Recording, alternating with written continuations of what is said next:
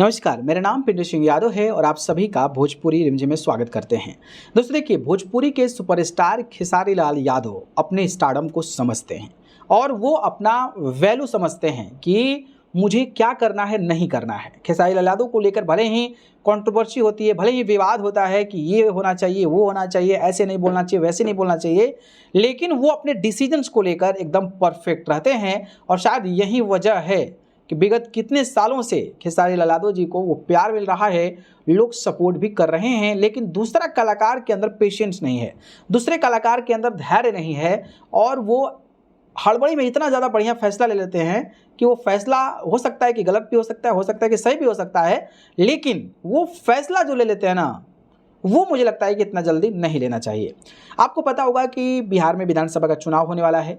इससे पहले भोजपुरी के कई सारे कलाकार जो अपने करियर को बेहतर तरीके से चलाने के बाद राजनीति में एंट्री किए, जिसमें मनोज तिवारी शामिल हैं। मनोज तिवारी ने सही समय पर डिसीजन लिया, सही पार्टी का डिसीजन लिया और आज जो है तीसरी बार सांसद बने हुए हैं, तो ये अपने आप में बड़ी उपलब्धि है।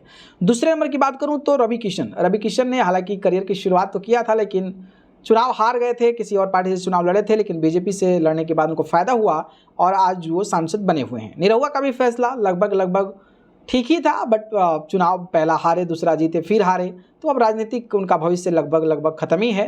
अब आगे क्या होगा, 5 साल के बाद चुनाव होते हैं तो फिर चीज़ें हो जाती है।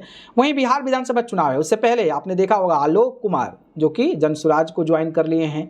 भोजपुरी के पावर स्टार पवन सिंह भी निर्दलीय ही चुनाव में उतर गए थे, बीजेपी के पार्टी से टिकट लेना चाहते थे, लेकिन वो उतर गए।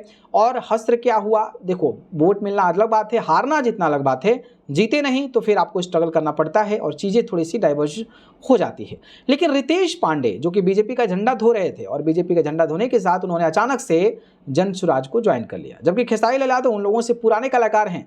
खेसारी लाल यादव अभी तक राजनीति को लेकर कोई बहुत बड़ा डिसीजन नहीं लिए हैं।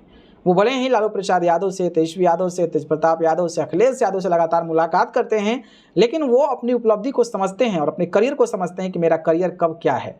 और शायद इसीलिए वो इतने चालाक व्यक्ति हैं कि अपने करियर को ही बेहतर तरीके से चला रहे हैं और अभी राजनीति के बारे में नहीं सोचा है। देखेंगे जब करियर का कुछ ढलान होगा या फिर नहीं होगा तो फिर नहीं भी ज्वाइन करेंगे। तो ये मुझे लगता है कि खेसारी लाल यादव का डिसीजन बहुत बढ़िया है और इस पर जो है हर लोगों को सोचना चाहिए। इतनी जल्दी राजनीति में आने की क्या ज़रूरत है। आप काम करें, अच्छे काम करें, सेवा भाव आपके अंदर हो तो आप बिना राजनीति के, बिना पॉलिटिक्स के भी सेवा कर सकते हैं। खैर, अलग अलग लोगों का अलग अलग डिसीजन है, मैं उनके डिसीजन पे कुछ उंगली नहीं उठाऊंगा, लेकिन हाँ, इतनी जल्दी कोई डिसीजंस नहीं लेता है कि बहुत जल्द आप इधर शामिल हो जाइए, उधर शामिल हो जाइए। बाकी इस पर आप क्या कहेंगे बताइएगा। ठीक है, चलिए, धन्यवाद।